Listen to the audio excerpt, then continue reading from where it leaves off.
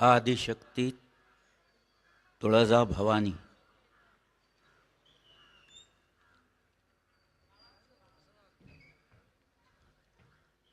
एक 35 वर्षांपूर्वीची गोष्ट असेल. मी आसाममध्ये ब्रह्मपुत्राच्या काठावर उभा होतो.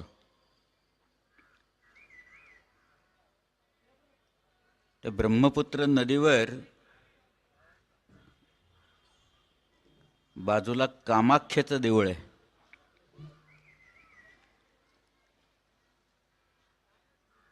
ते देऊळ जिथं आहे तिथं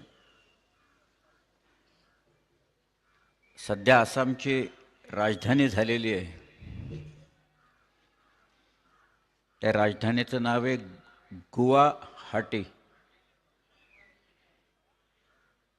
गुवा म्हणजे सुपारी आणि हाट म्हणजे बाजार.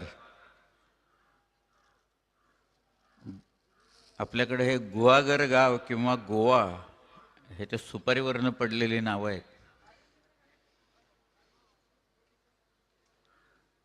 पण मी तिथं उभा असताना तुरळक गर्दी होती.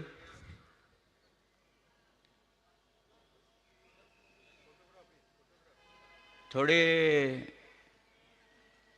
तटबंदी मला दिसत होती. एखादा बुरुज आहे, पलीकडे एक छोटी तटबंदी आहे, इथं तटबंदी आहे, पडलेल्या होत्या सगळ्या.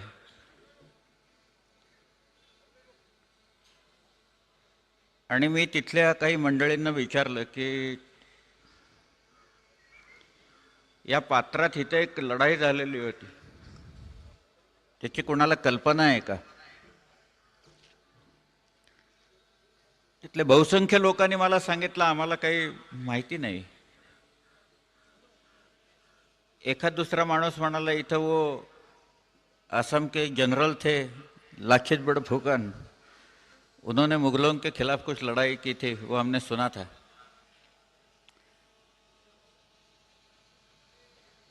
मग त्यांना मी ती लढाई समजावून सांगितली.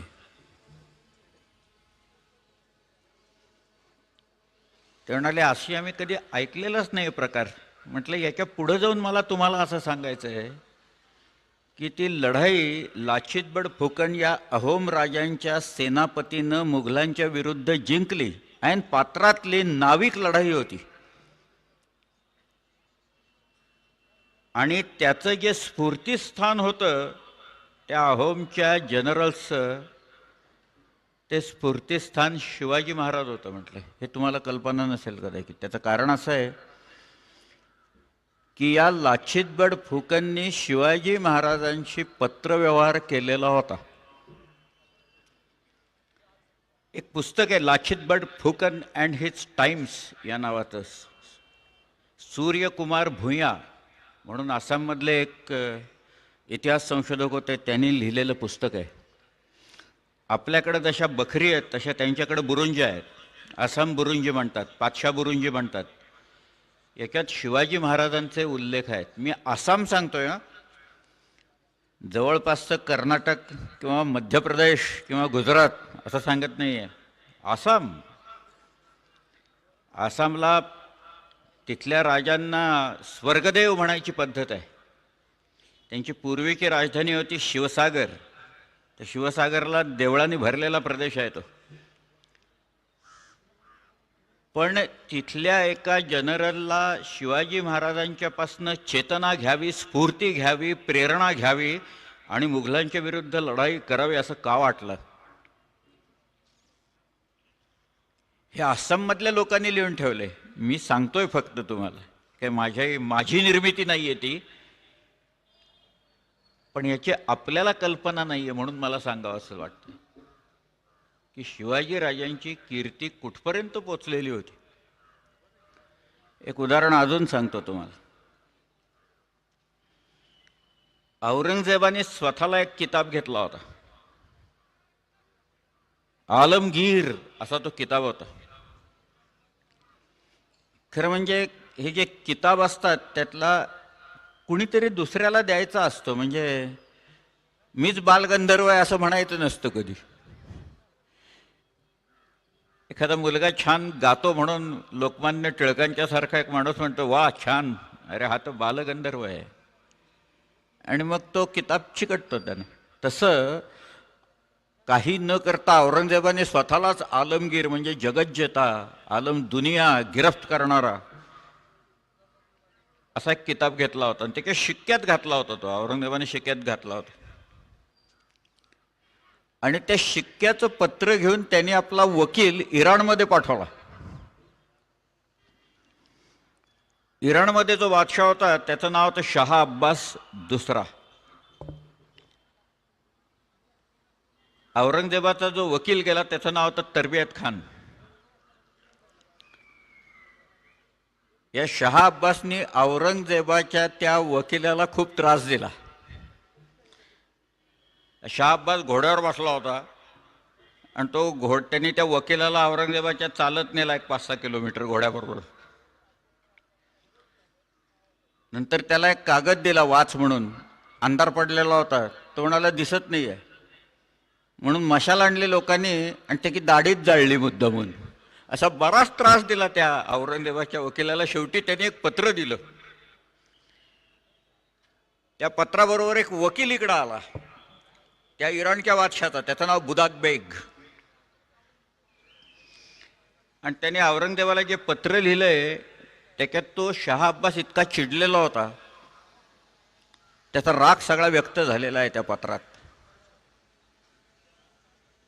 तो शाह अब्बास म्हणाला तुम्ही कसले आलमगीर, तुम्ही किताब घेतलाय स्वतःला आलमगीर, आणि तुम्ही आलमगीर मग आम्ही कोण म्हणाला, आम्ही इराणचे बादशाह आहोत की इथं.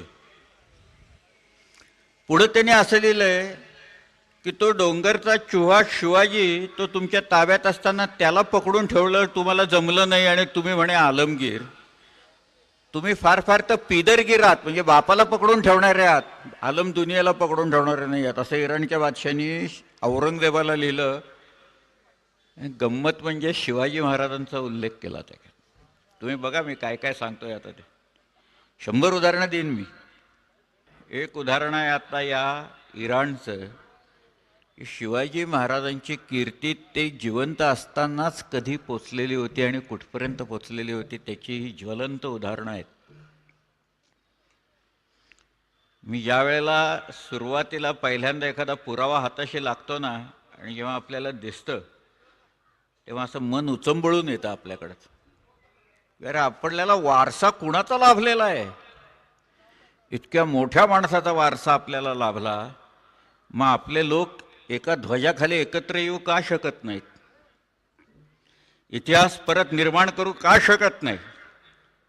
महाराष्ट्र सगळ्याच बाबतीत अधोगतीला कसा निघालेला आहे, तो प्रगतीच्या पथाकडे कसा नेता येईल आपल्याला, कारण आमचा वारसाच एवढा मोठा आहे. एकूण स्थान आरोळ्यांच्या पलीकडे जात नाही पुढं. नुसताच जय जयकार करून काही भागणार नाही, कृती करायला पाहिजे सगळे. शिवाजीराजे 16 वर्षाचे असताना रांझ्याच्या पाटलाला शिक्षा देत आहेत, त्याचं पत्र आमच्याकडे आहे. ते पुण्यात भारत इतिहास संशोधक मंडळात ते पत्र आहे, 1646 सालचं पत्र, महाराजांचा शिक्का आहे त्याच्यावर. त्या पाटलानं केलेला गुन्हा हा बलात्कार नव्हता. मूळ शब्द बदामल असा आहे, आणि बदामल या शब्दाचा अर्थ व्यभिचार असा होतो. बलात्कार आणि व्यभिचार या 2 शब्दांच्या अर्थात फरक आहे. पण तो व्यभिचार देखील शिवाजी महाराजांच्या राज्यात गुन्हा होता, आणि तो गुन्हा शाबित झाला. गुन्हा शाबित झाल्यावर तात्काळ शिक्षा, आणि एखाद्याने उत्तम काम केलं असेल तर तात्काळ रिवॉर्ड. शिवशाही की छोटीशी पद्धत होती. माझ्या एका मित्राने कविता केली. हल्ली कविताला काही प्रास यमक वगैरे काही नसतं बरं का, असा एक निबंध लिहिल्यासारखं लिहायचं आणि कविता आहे म्हणून सांगायचं. त्यांनी एक लिहिलेली कवितेचा आशय तुम्हाला सांगतो काय. तो आशय असा आहे की म्हणे मी कोर्टात गेलो, तिथे एक 80 वर्षाची म्हातारी पेढे वाटत होती लोकांना. मलाही आणून दिला म्हातारीनं पेढा. म्हणून मी तिला विचारलं की आजी पेढा कशासाठी दिलाय मला. ती म्हणाली, मी 16 वर्षाची असताना माझ्यावर बलात्कार झाला, त्या खटल्याचा निकाल आत्ता लागलेला आहे. असं शिवशाहीत चालत नाही, चालत नव्हतं. त्यामुळं हा जो बाबाजी बिन भिकाजी गुजर असं त्याचं नाव आहे त्या पाटलाचं, रांजाचं, तो मला अनेक कागदपत्रातनं पाहिलेला आहे मी त्याला. महजराला तो बसलेला आहे, मोठा माणूस आहे तो. पाटलाला सामावून घ्यायचं असतं गावाच्या महजरात, त्यामुळे तो आहे तिथं. पण त्यांनी केलेला व्यभिचार हा देखील गुन्हा होता आणि तो शाबित झाला म्हणून त्याचे हातपाय तोडून दूर केला. दोन्ही हात दोन्ही पाय तोडले, पण तो जिवंत होता. तो एका माणसाच्या चौकटीवर म्हणजे घराच्या समोर आणून त्याला टाकलेला होता.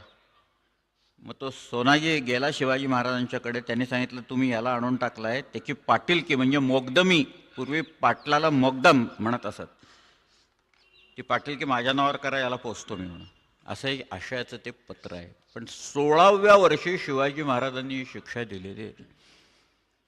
मला एक सांगा, एक 16 वर्षाचा तरुण मुलगा हातपाय तोडायची शिक्षा देतो एका माणसाला आणि ती ताबडतोब अंमलात आणतायत, हे सामान्य कृत्य नाही आहे.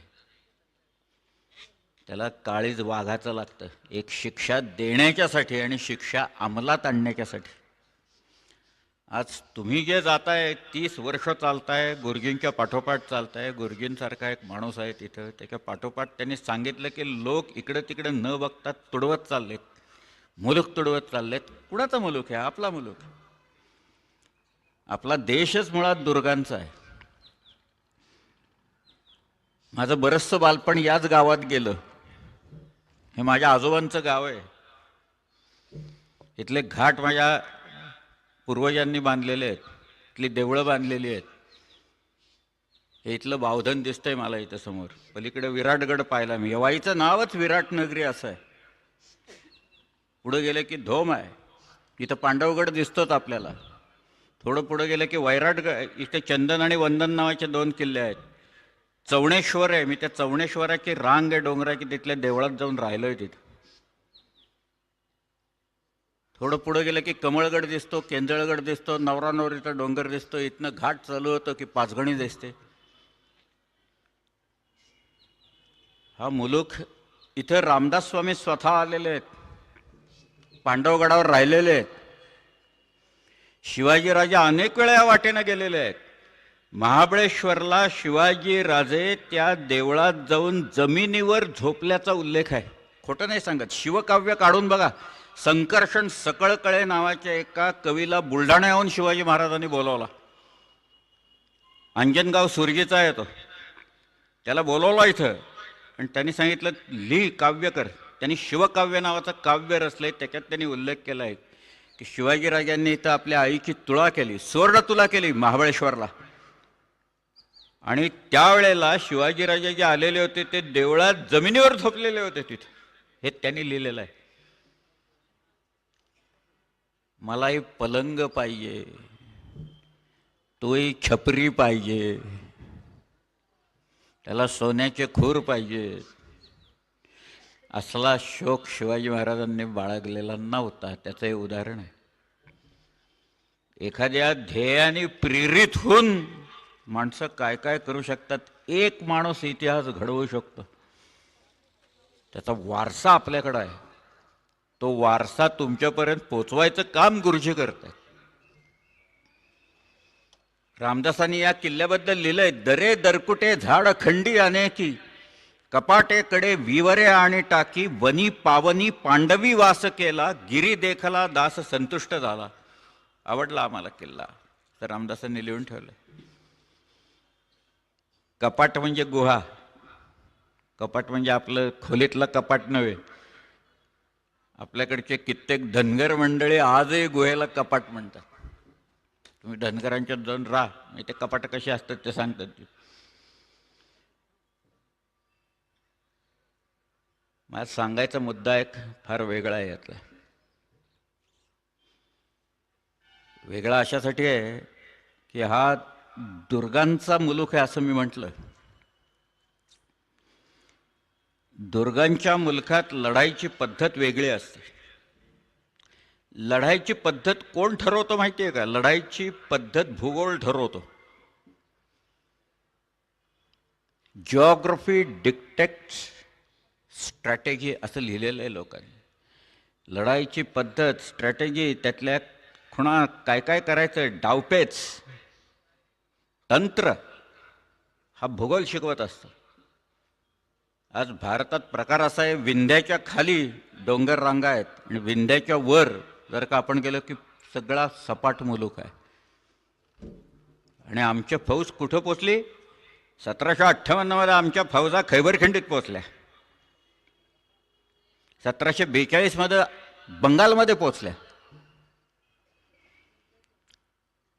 म्हणजे इथली सगळी गनिमी काव्याची लढाईची पद्धत सोडून आपल्या फौजा गेल्या सपाट मैदानावर लढाया मारत मारत गेल्यावर.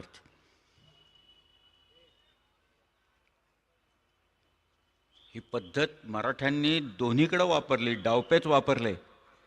मी उत्तर प्रदेशमधल्या कित्येक किल्ल्यांवरनं हिंडलेलो आहे. मी नुसती नावं सांगितली तर नावं सुद्धा आपल्याला माहिती नसतील अशी आहेत. गोकुळगड कुणी ऐकलंय? हिंगळाजगड कुणी ऐकलंय? कोईल कुणी ऐकलंय? घोसगड कुणी ऐकलं नसेल? पत्थरगड, वैरागड, टिपागड, पचोरी, सिंगारगड, नरसिंहगड, हे सगळे किल्ले आपण जिंकून घेतलेले होते. एक किल्ला सांगतो म्हणजे कळून येईल काय ताकद आपली निर्माण झालेली होती ती. चित्तोड, गड में गड चित्तौड़गढ़ और बाकी सब गडिया, असा या राजपूतांना आपल्या चित्तोडबद्दल जो अभिमान आहे तो महादजी शिंद्यांनी एका महिन्यात किल्ला जिंकून घेतला. महादजींचं पत्रच आहे की अरे अकबर बादशाह तो चित्तोड घ्यावयास 1 वर्ष लागले, आम्ही तो भीमसिंहापासून अवघे एका महिन्यात रगडून घेतला म्हणून केलं. ही ताकद आहे, हा विश्वास आहे, हा आत्मविश्वास आहे, आणि तो आपल्याला या भूमीनं शिवाजी महाराजांनी दिलेला आहे.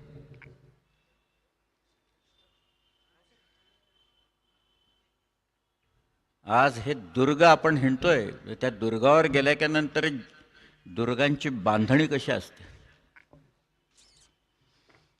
आता विराट बांधणी करायला आता आमच्या तटबंद्या पडल्यात सगळ्या. इंग्रजांनी तुमच्या वारशावरच घाव घातले. आधी मुघलांनी घातले, मग इंग्रजांनी घातले. खलजींच्या पासून ज्या स्वाऱ्या सुरू झाल्या दक्षिणेत त्या थांबल्याच नाहीत कधी.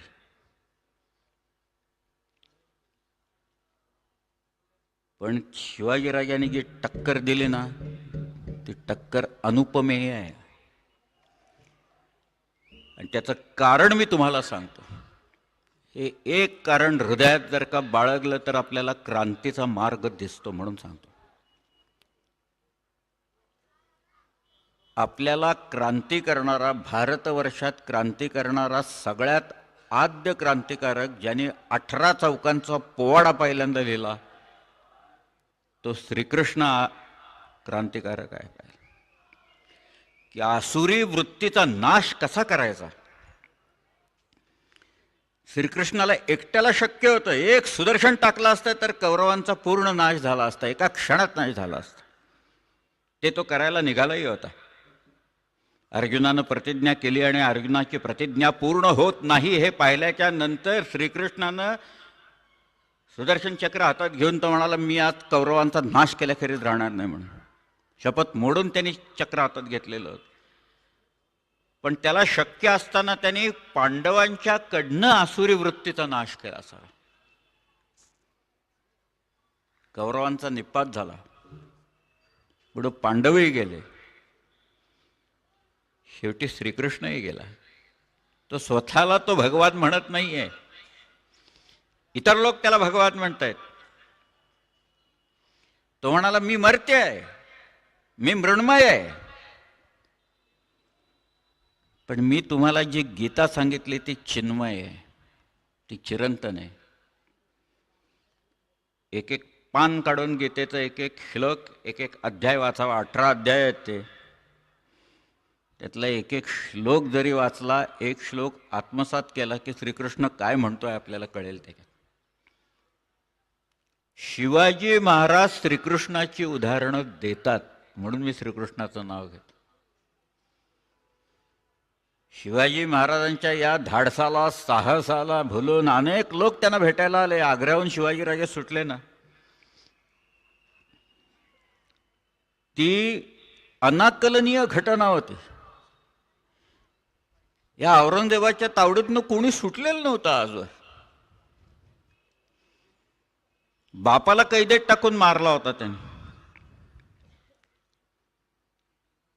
बापाला मारल्याशिवाय गादीवर बसताच येत नसे. बाबासाहेब पुरंदरेंनी त्यांच्या पुस्तकात लिहिलेलं आहे की या मुघल शहाजाद्यांना असं वाटत असे की आपला बापच जन्माला आला नसता तर किती बरं झालं असतं, आपणच गादीवर आपण बसतो लगेच. पण बापाला कैदेत घालून मारलं, भावांना मारलं त्यांनी, स्वतःच्या थोरल्या मुलाला मारलं. मोहम्मद सुलतान म्हणून औरंगजेबाचा सगळ्यात थोरला मुलगा होता, त्याला मारलं त्यांनी. बहिणींना कैदेत घातलं, मुलीला कैदेत घातलं त्यांनी स्वतःच्या झैबुन्निसाला.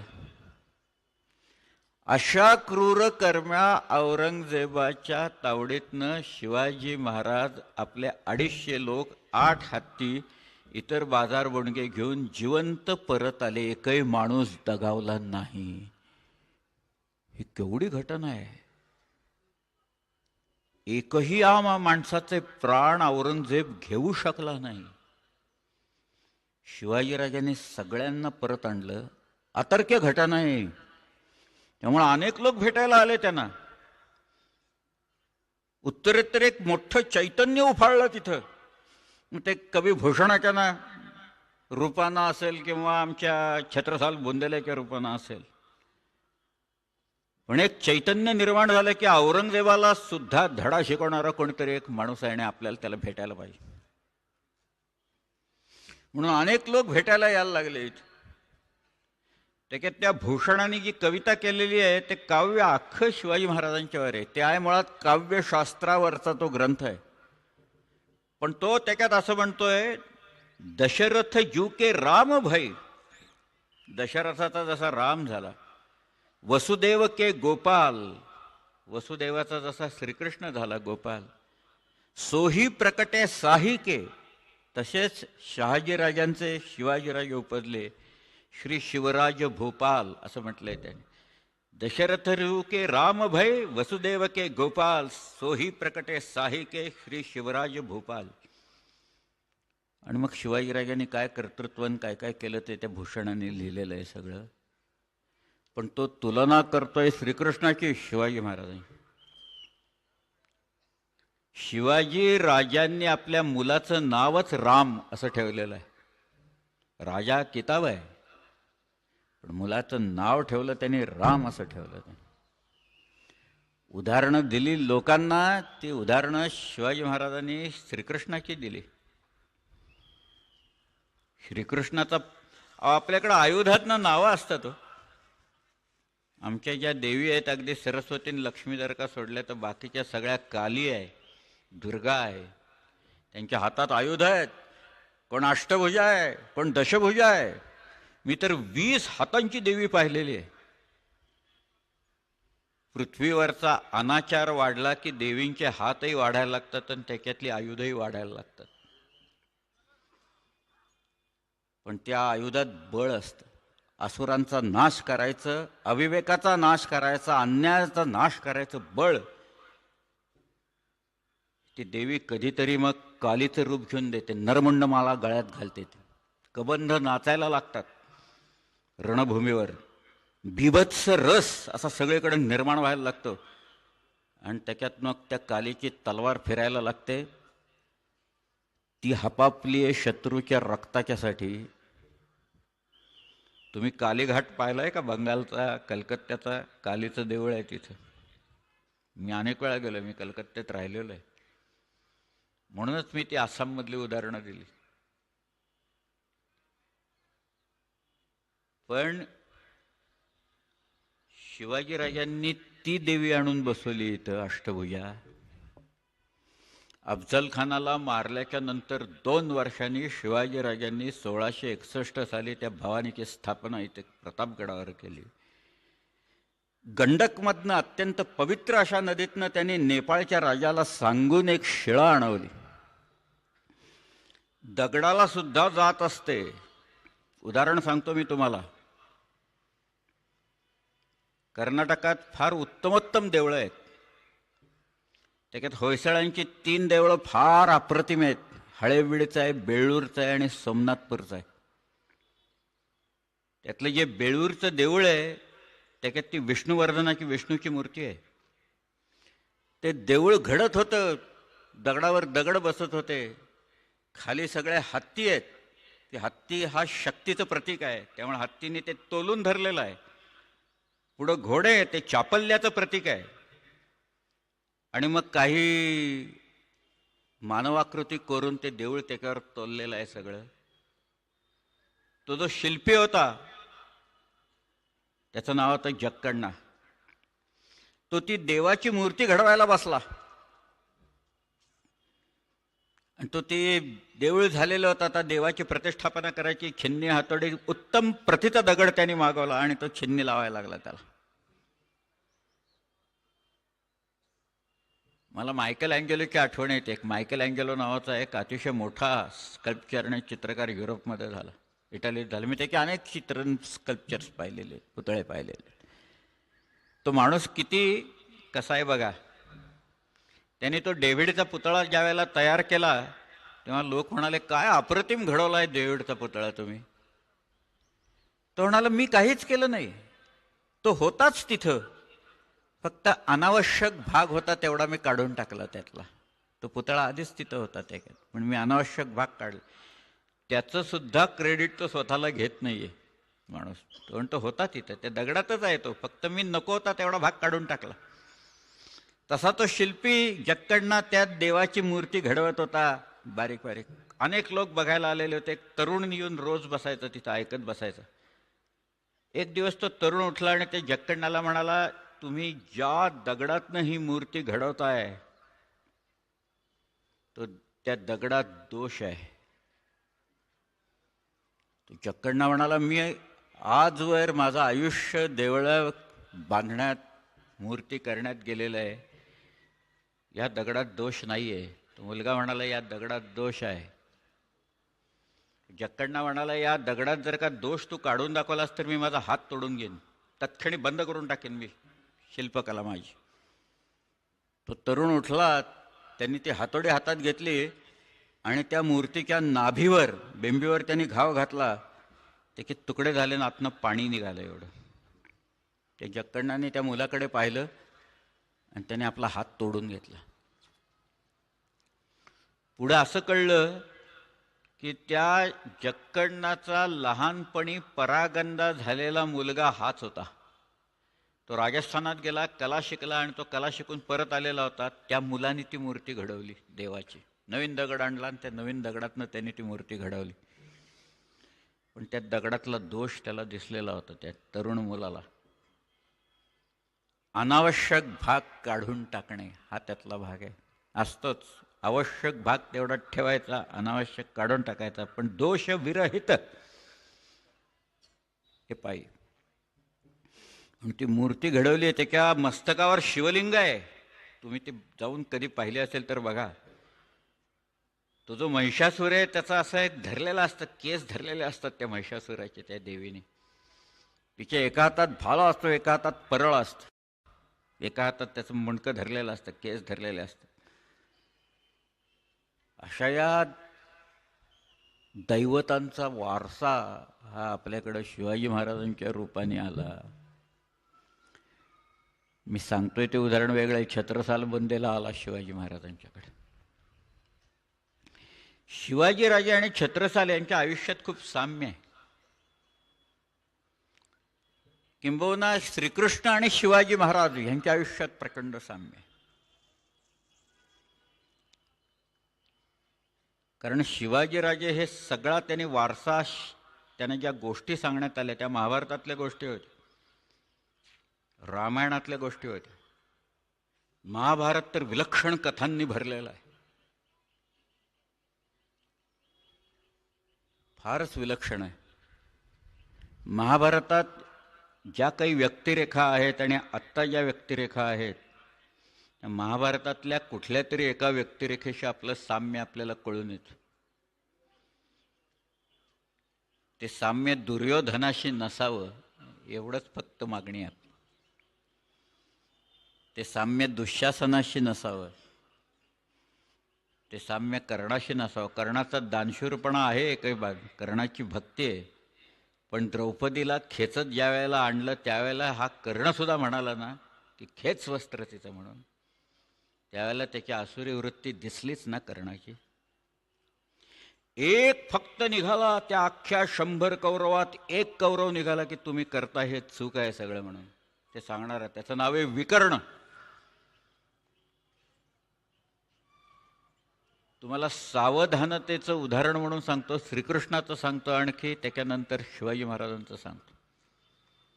अखंड सावधान असावे, दुश्चित्त कधी नसावे असं लिहिलंय त्यांनी. सावधानतेचं उदाहरण असं आहे, धृतराष्ट्र आंधळा आहे. तो म्हणाला असं झालं, सगळं पडलं, अमुक झालं, मारलं. दुःशासनाच्या याला भीमाने मारून रक्त प्याला भीम. मग धृतराष्ट्र म्हणाला, ये भीमा, तू देखील माझाच मुलगा आहेस. माझी मुलं आत्ता गेली, तू त्यांना मारलंस, दुःशासनाला तू मारलंस, पण तू माझाच मुलगा, ये मला भेट. भीम निघाला होता. आता भीमासारखा एवढा वायुपुत्र ताकदवान, पण श्रीकृष्णानं थांबवला त्याला. म्हणाला, भीमा थांब, तिथे एक लोखंडाचा पुतळा आहे, त्याच्यावर याने सराव केलेला आहे. तो लोखंडाचा पुतळा पुढं घाला धृतराष्ट्राच्या इथं, आणि धृतराष्ट्र काय करतो ते बघा. तो लोखंडाचा पुतळा पुढं सरसावला, त्या धृतराष्ट्राने त्याला मिठी मारली आणि इतकी जोराने मारली की ते लोखंड कडाकडा कडाकडा तुटलं सगळ्या. आणि धृतराष्ट्र रडायला लागला की भीमा, अरे मी तुला मारलं, माझ्या हातातनं तुझा मृत्यू झाला. तेव्हा श्रीकृष्ण म्हणाला, धृतराष्ट्रा, भीम जिवंत आहे. तुझ्या डोळ्यात आणि तुझ्या मनात जे काही वैर साठलेलं होतं ते सगळं त्या पुतळ्याच्या रूपात तू त्याला तोडलास, त्याच्यात बाहेर पडलं. तू भीमालाही मारला असतंस कदाचित, पण ते मला माहिती होतं, म्हणूनच मी तो पुतळा पुढं केला. भीम जिवंत आहे. ही जी सावधानता आहे ती शिवाजीराजे आग्र्याहून जे निसटले त्यातले एक उदाहरण तुम्हाला सांगतो मी. 100 उदाहरणं मी सांगेन. 12 मे 1666, 12 मे 1666 या दिवशी शिवाजीराजांची ना औरंगजेबाची नजरभेट झाली होती आग्र्याच्या दरबारात, आग्र्याच्या किल्ल्यात. दरबारात काय झालंय मी तुम्हाला सगळ्यांना माहिती आहे,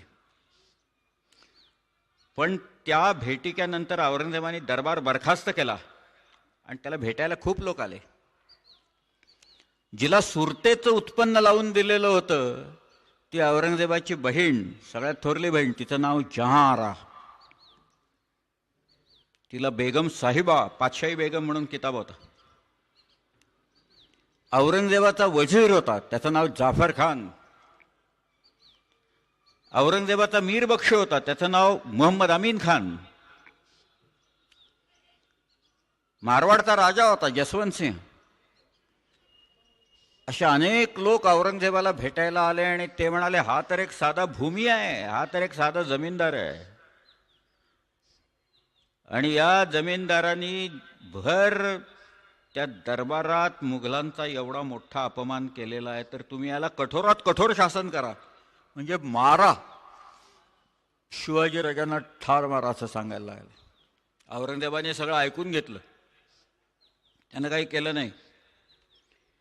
पुढं 2 किंवा 3 आठवडे झाले असतील. शिवाजीराजांनी ह्याच्यात नेमकं काय केलं हे कळायला मार्ग नाही. पैसे वाटले आहेत त्यांनी, एवढं मात्र खरं आहे, परंतु नेमकं त्यांनी कशाचा प्रभाव पाडला याचं कारण पुढचं जे पत्र आहे 7 जूनचं, त्याच्यात परकालदास म्हणतो की 12 मेला शिवाजी राजांना मारा असं म्हणणारे हे सगळे लोक, मारवाडचा राजा सोडला तर औरंगजेबाच्या बहिणी सकट शिवाजी राजांना मारू नका असं म्हणत ते त्यांचे मित्र झालेले आहेत, अनुकूल झालेले आहेत. 2-3 आठवड्यात औरंगजेबाची बहीण शिवाजी महाराजांच्या बाजूने बोलायला लागली. काय घडलं असं नेमकं? पण शिवाजी महाराजांची वागणूक आणि वर्तणूकच अशी होती. शिवाजीराजे दिसायला नितांत गोरे होते. अजाईब सुरती छेजी गौरव रंगी, काही काळे बिळे वगैरे नव्हते, गोरे होते दिसायला. धारदार नाक होतं, पाणीदार डोळे होते. आणि हा माणूस लोकांचा राजा आहे सांगायची गरजच नाही आहे असं यांचं व्यक्तिमत्व आहे, असं मिर्झा राजाच्या माणसाने, महासिंग शेखावत म्हणून होता तिथं, त्यांनी लिहून ठेवलं. हे शिवाजीराजांचं व्यक्तिमत्व आहे. कुणालाही भुरळ पाडणारं, आपल्या बोलण्याने, आपल्या वक्तृत्वाने, उत्कृष्ट वक्तृत्व, उत्कृष्ट व्यक्तिमत्व, समोर कोणी असला तरी त्याच्यावर छाप पाडेल असं ते व्यक्तिमत्व. 3 आठवड्यात शिवाजीराजांनी आपले शत्रू आपल्या बाजूने खेचले. काय किमया आहे, केवढी विलक्षण किमया आहे, पण ती त्यांनी करून दाखवली. ते काय, शिवाजी राजांनी मिर्झा राजाला सुद्धा आमिष दिलं होतं बघा. मिर्झा राजा बधत नव्हता, येत नव्हता. तो म्हणाला, शिवाजीराजे म्हणाले, आपण सगळे हिंदू आहोत, हे तुर्क आहेत ना, एक कपटबलांनी इथं आलेले आहेत, आपण या सगळ्यांना हाकलून देऊ मुघलांना इथनं, आम्ही तुम्हाला बादशाह करतो, तुम्ही राजे व्हा, हस्तिनापूरचं राज्य करा तुम्ही. मिर्झा राजा बदला नाही त्याला. तुम्ही राजे व्हा, तुम्हाला आम्ही करतो, सम्राट करतो, असं सांगून मिर्झा राजा बदला नाही. श्रीकृष्ण ज्या वेळेला शिष्टाईसाठी गेला, 5 गावं मागितली पांडवांच्यासाठी, त्यातलं एक गाव आहे पानिपत, सोनपत, बागपत, थळपत आणि इंद्रपत, अशी ती 5 गावं आहेत. ती 5 गावं सुद्धा द्यायला दुर्योधनाने नकार दिला. सुईच्या अग्रावर मावेल एवढी ही भूमी तुम्हाला देणार नाही असं म्हणाल होतं. त्यावेळेला कर्ण दुर्योधनाच्या बाजूला होता, पण कर्ण हा पांडवांचा सगळ्यात मोठा भाऊ आहे, श्रीकृष्णाला माहित होतं. हा कुंतीचाच मुलगा आहे, हा सूर्याचा पुत्र आहे, आणि हा पांडवांचा सगळ्यात ज्येष्ठ भ्राता आहे, भाऊ आहे, हे माहिती होतं. श्रीकृष्ण कर्णाला जाऊन भेटला. म्हणाल, कुणाकडनं लढतोयस तू, असा कसा लढतोयस? अरे हे तुझे भाऊ आहेच, भीम तुझा भाऊ, युधिष्ठिर तुझा भाऊ आहे, अर्जुन तुझा भाऊ आहे, नकुल आणि सहदेव, माद्रीची ती 2 मुलंही तुझे भाऊ आहेत, आणि तू त्यांच्या विरुद्ध शस्त्र घेतोयस. तो म्हणाला, मला अंगराज केले, मी दुर्योधनाच्या बाजूनच लढीन, असं कर्ण म्हणाला. त्याला प्रलोभन दाखवलं श्रीकृष्णाने. श्रीकृष्ण बघा काय, तो म्हणाला, तू इकडे ये, पांडवांच्या पक्षात, तो सत्याचा पक्ष आहे, विवेकाचा पक्ष आहे, न्यायाचा पक्ष आहे. द्रौपदी देखील तुला मिळेल ह्याची व्यवस्था करीन मी. हा कोण लागला हो श्रीकृष्ण सांगून द्रौपदी मिळेल ह्याची व्यवस्था करा? द्रौपदी सारखी विलक्षण स्त्री इथं नव्हती, अख्ख्या भारतवर्षात काय कुठंच नव्हती. यज्ञातनं प्रकट झालेली याज्ञसेनी आहे ती, पण तिचंही आमिष दाखवलं, पण कर्ण बदला नाही. जे शिवाजीराजांनी ते मिर्झा राजाला नंतर दाखवलं, जे श्रीकृष्णाने त्या कर्णाला दाखवलं, पण श्रीकृष्णाला माहित होतं हा बदणार नाही, म्हणूनच त्यांनी द्रौपदीचं नाव काढलं. मी मगाशी सुंदर आहे असं म्हटलं. श्रीकृष्णाची कांती, आपण कृष्ण आहे म्हणून तो निळी वगैरे दाखवतात बघा हल्ली, ते सगळी चित्रात असा एक निळसर रंग असतो. तुम्हाला एक गंमत सांगतो, हरिवंशात गोष्ट आहे. दुर्वास नावाचे एक ऋषी होते. हे आपल्याकडं काही भयानक ऋषी जे होते ना, त्यातले दुर्वास एक आहेत. एक जमदग्नी नावाचे असे आहेत, या सगळ्या ऋषींच्यापासून 4 दूरच राहावं असे ते सगळे, कारण ते काय बोलतील आणि काय शाप देतील काही माहिती नाही कुणाला. हे दुर्वास एक आले, त्यांच्याबरोबर 10,000 शिष्य होते त्यांचे, आणि ते आले ते दुर्योधनाकडे आले. तर दुर्योधन म्हणाला की गुरुवर्य, आपण इथं आलात तर आपण पहिल्यांदा श्रीकृष्णाकडे जा, द्वारकेला जा, त्याचा पाहुणचार घ्या आणि मग आमच्याकडे या. त्याच्यात त्याचा दोन्ही डाव होता. म्हणजे दुर्वास श्रीकृष्णाला शाप देतील. एकदा श्रीकृष्ण गेला यांचा आधारच जाईल सगळा पांडवांचा. दुर्वास आले द्वारकेत, 10,000 शिष्य घेऊन आले आणि ते ओरडायला लागले तिथं, मी दुर्वास आहे, माझे 10,000 शिष्य आहेत, मला कोण आसरा देणार आहे, मी कुठेही राहीन, मी कधीही जेवेन, माझ्या 10,000 लोकांसाठी स्वयंपाक करावा लागेल, पण मला कुणीही बोलायचं नाही, सगळं असेल ते सहन करायचं, एवढी सहनशक्ती कोणात आहे तिथं मी येऊन राहीन. कुणीच आलं नाही हो, कोण घेणार या माणसाला घरात. पण श्रीकृष्ण पुढं आला. श्रीकृष्ण म्हणाला, अरे दुर्वासांच्या सारखा एवढा मोठा महामुनी इथं आलेला आहे, एवढा मोठा ऋषी आहे. कृष्ण म्हणाला, या मुनिवर्य माझ्या इथं राहा. ते म्हणाले, अरे कृष्णा मी कसाही वागेन, तू करशील सहन. कृष्ण म्हणाला, मी करीन, सर्व सहन करीन, या. त्या दुर्वासाने खेळला त्याला, कृष्णाला. कधी उठायचे, कधी स्वयंपाक करायला सांगायचे, काय वाटेल ते केलं. श्रीकृष्ण बदला नाही. श्रीकृष्णाच्या भार्या सगळ्या त्या दुर्वासांच्या कामात गुंतलेल्या होत्या. शेवटी या दुर्वासाने शेवटचं अस्त्र बाहेर काढलं. ते म्हणाले, हे बघ कृष्णा, मी रथात बसणार आणि रथाला घोडे नाही जोडायचे, एका बाजूला तू आणि दुसऱ्या बाजूला रुक्मिणी, अशा दोघांनी तो रथ खेचला पाहिजे आणि द्वारकेतनं मला मिरवलं पाहिजे. श्रीकृष्ण म्हणाला, मी तयार आहे मुनिवर्य, चला. दुर्वास रथावर, श्रीकृष्ण एका बाजूला, रुक्मिणी त्याची भार्या दुसऱ्या बाजूला. तिला एक कशी कष्ट करायची सवय नाही, रस्त्यावरनं चाललेत, लोक चिडलेत त्या दुर्वासावर, कधी आमच्या तावडीत सापडतोय बोवळ्या आलेखाचा. पण श्रीकृष्ण सहन करत होता सर्व यातना, मानसिक शारीरिक यातना श्रीकृष्ण सहन करत होता. शेवटी ती रुक्मिणी, तिला ग्लानी आली, एका बाजूचा रथ कोलमडायची व्यवस्था आली, एकटा श्रीकृष्ण रथ ओढत होता. शेवटी दुर्वासांना कळून चुकलं की आपण काहीही झालं तरी श्रीकृष्णाला क्रोध येणार नाही. सहनशीलतेचं प्रतीकच आहे ते आपल्या समोर असलेलं. शेवटी दुर्वास आले आणि म्हणाले, कृष्णा, अरे एवढी मी तुझी परीक्षा घेतली, तुझ्या भार्येला मी तिथं झुंपलं, ह्याच्यातनं मी तुझी परीक्षाच घेत होतो या सगळ्या ह्याच्यात. तेव्हा श्रीकृष्ण असं म्हणाला, मुनिवर्य मला ते माहिती आहे तुम्ही माझी परीक्षा घेत होता, ते मी तुमच्यासाठी हे सगळं सहन केलं. मग दुर्वास म्हणाले, कृष्णा हे बघ, मी तुला आता वर देतो, तुझी आणि तुझ्या या भार्येची कांती सुवर्णाची होऊन जाईल. श्रीकृष्णाची आणि रुक्मिणीची कांती सुवर्णाची झाली. अत्यंत नितांत सुंदर कांती झाली त्यांची. हे ते दुर्वासांचे ती शापवाणी नव्हती, ते वरदान होतं. पण त्याच्या आधी श्रीकृष्णाला हे सगळं करावं लागलं आणि मगच सुवर्णाची कांती त्याला लाभली. एक देखणे पण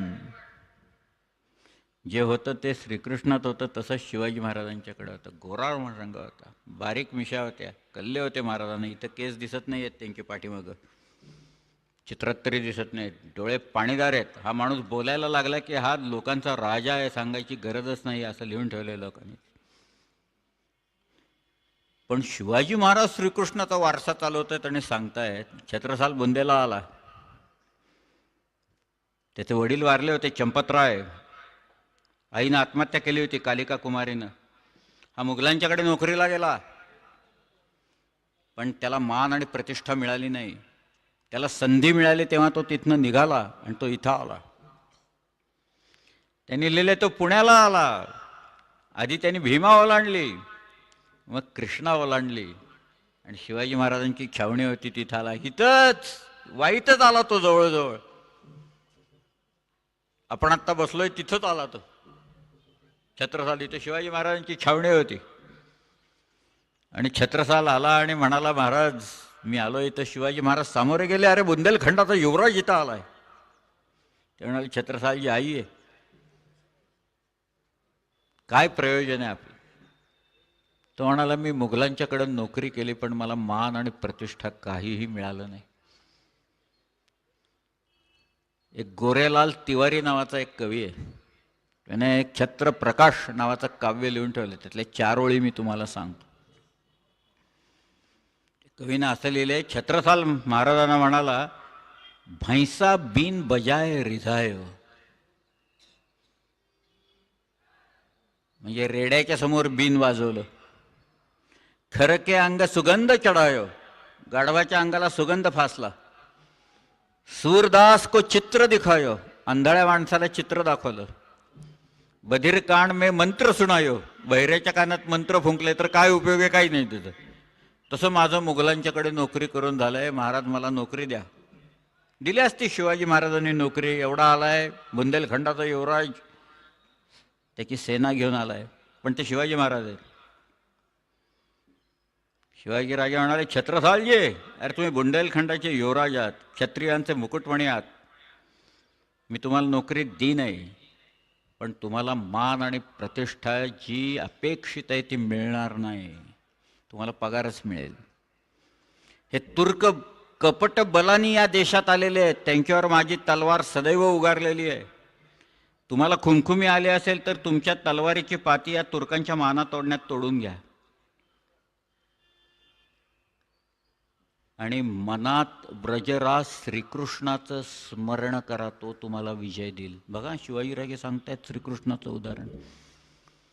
श्रीकृष्णाचं स्मरण करा, तो तुम्हाला विजय देईल. मला विजय मिळतो कारण भवानीचं मला सहाय्य आहे. असं म्हणून शिवाजी महाराजांनी आपली तलवार छत्रसालाला दिली आणि जे श्रीकृष्णाने अर्जुनाला सांगितलं त्या कुरुक्षेत्रावर, हातोवा प्राप्स्यसे स्वर्गम जितवा वा भोक्षसे महिम, तेच त्यांनी छत्रसालाला सांगितलं की तू हे करत असताना जर का मृत्यू पावला तर सूर्यमंडळ भेदून जाशील आणि जिंकलास तर पृथ्वीत राज्य करशील, जा. शिवाजी राजांचे ते शब्द आणि शस्त्र घेऊन छत्रसाल बुंदेला इथनं परत गेला.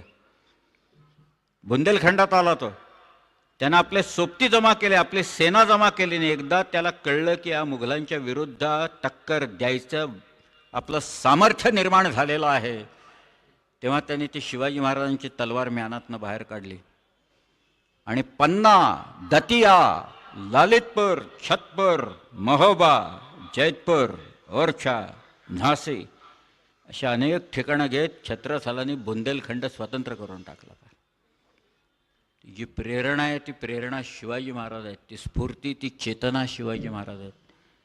आणि शिवाजी महाराजांनी ती चेतनेचं उदाहरण देताना श्रीकृष्णाचं उदाहरण दिलेलं आहे, आपल्याला विसरता कामा नये. सावधान आहेत, विलक्षण सुंदर तेजोमयी कांती आहे आणि प्रेरणा आहे. शिवाजी राजे जर का आग्र्याला सावध नसते तर काय झालं असतं मला सांगा. एवढ्या सगळ्या लोकांचे जीव टांगणीला लावलेले होते. 1500 किलोमीटर अंतर आहे सरळ आलं तर, पण नद्या भरल्यात, मोठमोठ्या नद्या आहेत. चंबळ आहे, पार्वती आहे, गंभीर नावाची नदी आहे, नर्मदा आहे, तापी आहे, गोदावरी आहे, भीमा आहे, सगळ्या दुथड्या भरून वाहत आहेत. 8 हत्ती आहेत, 240 लोक आहेत. या सगळ्यांना जिवंत परत आणायचं काम शिवाजी महाराजांची जबाबदारी त्यांनी पेलली आणि करून दाखवली. एकही माणूस दगावला नाही. काय मला हे ते आग्र्याहून सुटकेचं जे काही प्रकरण होतं ते फारच आश्चर्यकारक आहे. पण सावधान याचं कारण असं होतं, शिवाजी राजांचं हेरांचं जे खातं होतं ते हेर सगळीकडे पसरलेले होते. एवढी बारीक सारीक बातमी त्यांना मिळत होती.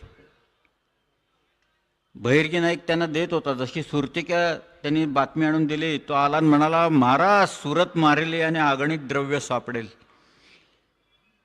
अगणित द्रव्याचे जिथं साठे आहेत त्या साठ्यांवर शिवाजी महाराजांचं प्रेमच असायचं. ते जायचं आणि हाणायचं सगळ्यांनी, तिथनं आणायचं. आपलं स्वराज्य करायला लागतंच की, सगळं आणणार कुठनं, नाही तर आम्ही पैसे आमचं तुम्ही लुटून नेलंय सगळं लेको. शिवाजीराजांनी सुरत मारली, पण ते सुरत काही स्वतःची नाही उभारले, आपली संस्थानं नाही काढली त्यांनी त्याच्यात. सुरते के लट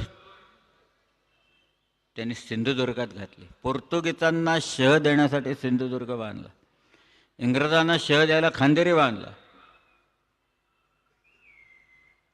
किती काय काम आहे? किल्ला बांधायचा काय सामान्य आहे का गोष्ट? अहो, दगड घडवावा लागतो, दगड आणावा लागतो चांगला. आता राजगडला लागलेला दगड 4 लाख टन आहे. कुठनं आणला दगड? तिथं खाणी दिसत नाहीत दगडाच्या, अजून बांधकाम टिकलेलं आहे. 4 लाख टन दगड छिन्नी लावायची, बसवायचे तिथं. त्याच्यासाठी चुना आणायचा, तो मळायचा, लोक कामाला लावायचे, पाथरवट लावायचे आणि एखादं दुर्ग शिल्प उभं करायचं. या काही सामान्य गोष्टी नाही आहेत. श्रीकृष्णानं राजधानी हलवली बघा. श्रीकृष्णाच्या त्या मथुरेवर आणखी त्या गोकुळावर हल्ले व्हायला लागले तेव्हा श्रीकृष्णानं राजधानी नेली, ती द्वारकेला नेली. द्वारका द्वीप होतं, बेट होतं. शिवाजी महाराजांनी सुद्धा राजधानी हलवली. राजगडावरनं त्यांनी रायगडावर नेली, कारण रायगडावर जाणंच मुळात अवघड आहे. तिथं आपल्याला उत्तमोत्तम जे काही करायचं असेल ना, त्याची बीज ही तुम्हाला महाभारतात आणि श्रीकृष्णाच्या चरित्रात मिळतील. एक उदाहरण सांगतो मी तुम्हाला. श्रीकृष्ण आणि बलराम दक्षिणेच्या स्वारीवर असताना गोमंतकाच्या इथं आले. गोव्यात गेले, सह्याद्रीवर हिंडत होते दोघं भाऊ, बलराम आणि श्रीकृष्ण. ते कोल्हापूरला आले, करवीरला आले. तिथे एक राजा होता, त्याचं नाव होतं शृगाल. तो प्रजेवर अन्याय करत होता, विलक्षण अन्याय करत होता. त्याची पत्नी आली आणि तिने श्रीकृष्णाला सांगितलं की माझा नवरा अत्याचार करतोय प्रजेवर, त्याचा बंदोबस्त काहीतरी करा तुम्ही. श्रीकृष्णाने त्या शृगालाला ठार मारलं. त्याचा छोटा मुलगा होता, त्याला गादीवर बसवलं. त्या बाईला साडी चोळी नेऊन तिथं तिच्या दरबारात बसवलं, करवीरच्या नगरीत. बळकावले नाही त्यानं करवीर नगरी किंवा करवीरचं राज्य, श्रीकृष्णाने बळकावलं नाही. श्रीकृष्ण पुढे यात्रेला निघून गेला. मग शिवाजी राजे दक्षिणेहून येत असताना या धारवाडच्या जवळ त्यांच्या सैन्यातले घोडे पळव, कुठं काय पळव, असं त्या सावित्रीबाईचे लोक करत होते. बेलवडी नावाचं गाव आहे, त्या बाईचं नाव आहे सावित्रीबाई किंवा मल्लम्मा. शिवाजी महाराजांनी आपला एक माणूस त्या बाईच्या बंदोबस्ताला पाठवला. त्यानं त्या बाईचा बंदोबस्त केला, पण त्यानं त्या बाईशी गैरवर्तन केलं आणि तो गुन्हा साबित झाल्यावर शिवाजीराजांनी त्याचे डोळे काढले आपल्याच माणसाचे. पण त्यांनी त्या बाईला बोलवलं, तिला साडी चोळी दिली आणि तिच्या मुलाला शिवाजीराजांनी ते मूल मांडीवर महाराजांच्या बसवलं आहे. अशी शिल्प तिनं खोदून घेतली त्या बाईने. कानडीतनं काव्य रचून घेतलं, शिवाजी मल्लम्मा समरोत्सवा म्हणून. या दोन गोष्टीत साम्य दिसतंय की नाही? श्रीकृष्णाच्या आणि शिवाजी महाराजांच्या गोष्टी किती साम्य आहे, किती गोष्टीत साम्य आहे. ते सावधान आहे, विलक्षण कांती आहे, स्त्री दाक्षिण्य तर आहे, भावावरचं विलक्षण प्रेम आहे, आसुरी वृत्तीचा नाश करायचा, पूर्ण नाश करून टाकायचा. एकासाठी माझं आयुष्य आहे, एकासाठी स्वराज्य आहे, प्रजेच्या कल्याणार्थ ते आहे. श्रीकृष्णाची प्रजा श्रीकृष्ण आहे. श्रीकृष्ण हे सगळं रूप कुणालाही आवडण्यासारखं आहे बघा. तो जेवढ्या छोट्या छोट्या मुलांना आवडतो तेवढा तरुण श्रीकृष्ण गोपींना आवडत असे. अनेक श्रीकृष्णावर भाळलेल्या गोपी होत्या. राधा हे पात्र नाही आहे त्याच्यात, कुठेच नाही आहे चरित्रात, नंतर आलेलं आहे. पण राध असा तो धातू आहे आणि राध म्हणजे भक्ती, आणि राधा हे भक्तीचं प्रतीक आहे, म्हणून आपण ते वापरतो.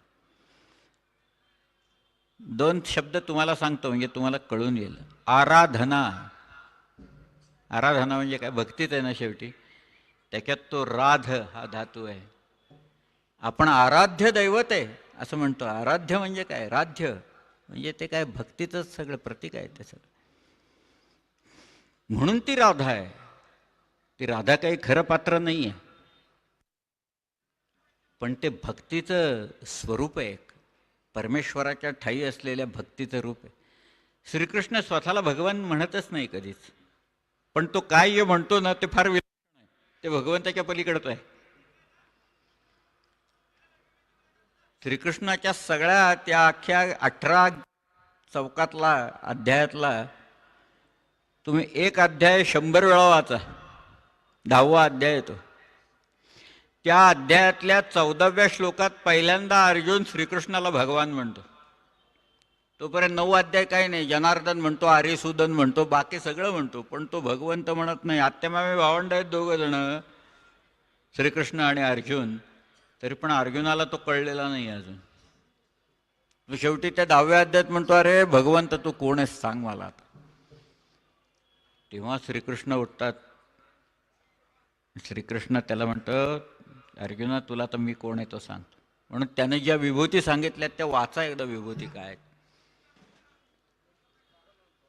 आदित्यातला विष्णू मी आहे म्हणतो तो, नक्षत्रातला चंद्र मी आहे असं तो म्हणतो, अक्षरातला ओंकार हा मीच आहे, वृक्षातला अश्वत्थ हा मी आहे, मासातला मार्गशीर्ष हा मी आहे, ऋतूतला वसंत हा मी आहे, पक्षातला गरुड मी आहे, प्राण्यातला सिंह हा मी आहे, नद्यातली जान्हवी मीच आहे, नागातला अनंत हा मी आहे, सर्पातला वासुकी हा मीच आहे, स्थावरातला हिमालय हा मी आहे, गिरीतला मेरू हा मीच आहे, मुनीतला नारद हा मी आहे. असं तो अनेक विभूती सांगतो. आणि तो म्हणतो तुम्हाला जन्म देणाराही मीच आहे, तुमचे प्राण हिरावून घेणाराही मीच आहे, माझ्या एका अंशानं मी चराचर व्यापून राहिलेलो आहे, माझ्या विस्ताराला मर्यादाच नाही आहेत. तो जे काय सांगतो ते अर्जुनाला कळलं की नाही देव जाणे तिथं. पण श्रीकृष्ण सांगतोय काय विलक्षण आहे, माझ्या विस्ताराला मर्यादाच नाहीत असं म्हणतो सगळ्या. थोडक्यात म्हणजे त्यानं तो कोण आहे सांगितलं. तो अध्याय फार विलक्षण आहे. असे रोमांच उभे राहतात तो सांगायला लागल्याच्या नंतर. वक्तृत्व हा एक भाग आहे. श्रीकृष्णाची लांब लचक पल्लेदार भाषणं ऐका तुम्ही त्याच्यात. शांती पर्वातली, सभा पर्वातली भाषणं श्रीकृष्ण. मोहिनी कशी असते ना वक्तृत्वाची, ती श्रीकृष्णाच्या भाषणात दिसते, शिवाजीराजांच्या भाषणात दिसते. मी 2-3 ओळीच फक्त सांगतो. शिवाजीराजांनी काय पल्लेदार भाषणं केली नसती, काही गरजच नाही. अहो 4 वाक्यात ते जे काय सांगतात त्यात सगळं आलं. शिवाजीराजे आपल्या धाकट्या भावाला भेटायला गेले, सावत्र भावाला, व्यंकोजीला भेटायला. इथपासून उठून, रायगडपासून उठून हा माणूस कावेरी तीरापर्यंत गेला. तिथे एका देवळात भेट झाली. शिवाजीराजे म्हणाले आपल्या दोघांचे वडील एकच होते, शहाजीराजे होते. त्या शहाजीराजांची आठवण म्हणून त्यांची काही बिरुदं आम्हाला तुम्ही द्या, त्यांच्या आठवणीसाठी काहीतरी द्या. 13 वर्ष तुम्हीच खाल्लंय सगळं, त्यातलं माझेही वडीलच आहेत ना, मलाही द्या ना काहीतरी त्यात. हे व्यंकोजीराजे देतो, करतो, बघतो असं म्हणाले आणि रातोरात पळून गेले बरं का तिथून. शिवाजीराजांना सकाळी कळलं व्यंकोजीराजे रात्री पळून गेले. तेव्हा शिवाजीराजे असं म्हणाले, अरे काय निमित्त पळाले, आम्ही त्यास धरीत होतो काय, धाकुटे ते धाकुटे, बुद्धी धाकुटी केली. अरे आम्हास बिरुदांची काय गरज. बघा काय वाक्य, सुंदर वाक्य आहेत. आम्हास बिरुदांची काय गरज, आमची बिरुदे तो अष्टदिशास लागलेली आहेत, अवघ्या समुद्र वलयांकित पृथ्वीवर आपली कीर्ती झालेली आहे. शिवाजी महाराजांची वाक्य आहेत. श्रीकृष्णाच्या वाक्यात आणि या वाक्यात काही फरक नाही. त्याच्यात माझ्या विस्ताराला मर्यादा नाहीत आणि आमची कीर्ती समुद्र वलयांकित पृथ्वीवर झालेली आहे, शिवाजीराजे सांगतात. ते विलक्षण वक्तृत्व, विलक्षण कर्तृत्व, विलक्षण सौंदर्य, विलक्षण सावधान. राजकारण करावे पण कळू न द्यावे. कदाचित कुणाला काय करायचं ते कळून देता कामा नाही कुठल्याही याच्यात. अनेक गुणांचा समुच्चय या दोघात आहे बघा. एक उदाहरण अजून एक सांगतो, फार सुंदर उदाहरण आहे. तुम्ही ते पत्र वाचा. हे पत्र खरं शाळेत मुलांना शिकवायला पाहिजेत, कॉलेजेसमधनं शिकवायला पाहिजेत, आधी मास्तरांना शिकवायला पाहिजेत, म्हणजे ते पोरांना शिकवतील. शिवाजीराजांची पागा होती ना 40,000 घोड्यांची होती. शिवाजीराजांची ती पागा चिपळूणच्या जवळ दळवटण म्हणून एक गाव आहे, तिथं ठेवलेली होती एकदा. आणि सगळी व्यवस्था केली होती राजांनी. 40,000 घोडे, त्यांचे मोत्तद्दार, सगळे जे काय लोक असतील त्यांच्या सामान सुमानाची व्यवस्था केलेली होती. लोकांनी आधीच सगळं आणलं आणि खाऊन पिऊन मोकळे झाले, धान्य उडवून टाकलं सर.